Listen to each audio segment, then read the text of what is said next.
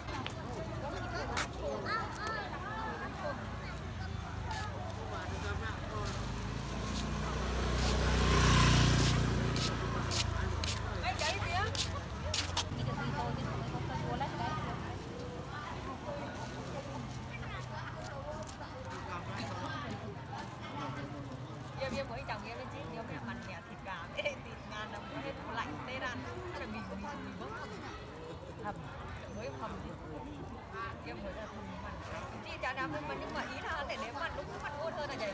Ngon hơn chứ. Đúng không? Cái đâu?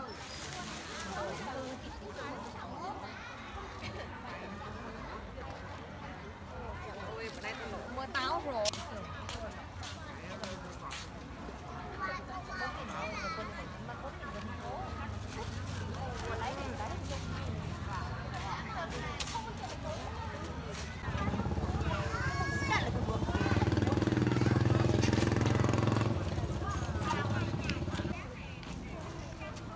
Đổ đây này, đổ đây này mua này. Đậu mấy đó? 15. 10.000 con hả? Làm chi? Nữa đây này. Có gì đâu. Mua bắp cải mua thịt. Táo ngọt à chị ơi? Này cân này 5 đặc với mấy. Đây là quả gì đó. Mua cả táo chua bên đường bên. Mấy lạng táo chua bên đường bên. Táo chua mấy lạng táo chua đi bán ra Lấy này. cho bà. Con đi thì mấy? Nhìn lấy. Cô em mượn con nhá chị nhá. Này còn đây táo chua đi bán răng. Em lấy à? Chưa đâu 1 cân à. Một trước bác mua cho con mình đi chẳng biết răng lấy. Hoa đếm vào. Hoàng ngoan nữa đi là không. Đổ ăn ngon. Rồi em nhưng mà mi đi mua nó đi đây đó. Chắc là lấy cái bán cho ai đi đây mua đây. Không lấy mấy mua. Bán cho ai đi có một đây đây chứ trời để bán dĩa chiên chứ mà. Còn đây đây đây 10.000 này. 10.000 này. Riêng từ nay anh bán này. Người mua nhà ấy mua đâu nữa. Cái nào đòi này. Không có đồng nào mà vào hàng anh mà ra thì không hết.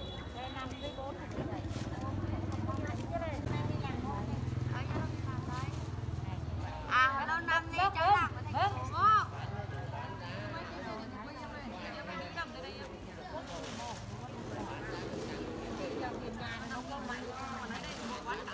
Đi đẹp không? Toàn đồ con nít đẹp lắm, con Thành đó những bộ. Ô, tỉnh phá cháu tại ô rồi. Đi về nào? Đi nào? Về nào?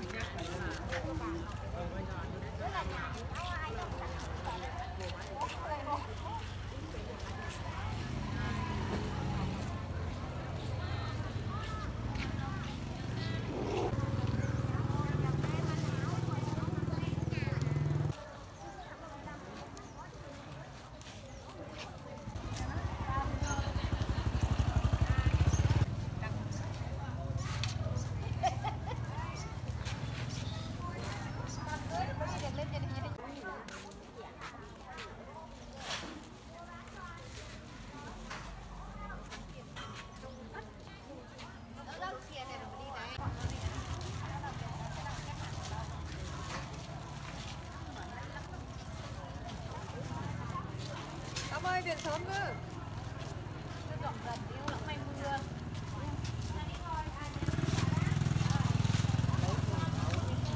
Con thịt. Thịt xay á, nó bóc ra. Xong rồi. Ồ.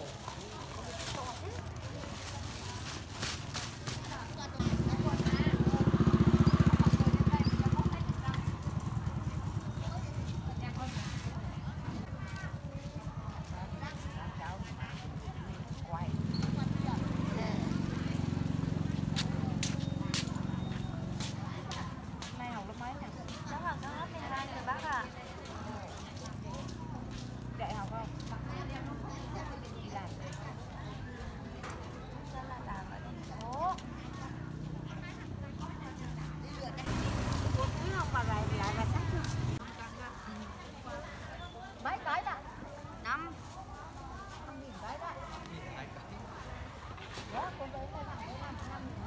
Nó cái trả đi, nó trả 3.000, 2.000, 1.000. Cái gì đây bây giờ? Thành ơi. Dạ. Thế nó có cái xài mò mua nữa không? Cái của tao bữa ra đâu có đâu hả? Đấy. Cái túi thứ bà chứ buồn lắm vậy. Cái má cầm đấy, cái nó cầm quay. Thôi nó mấy nghìn đó chị. 5.000 bà.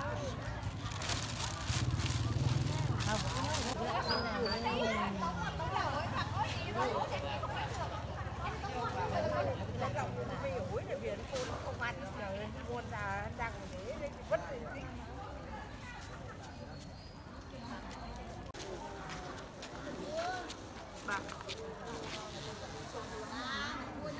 Dạ.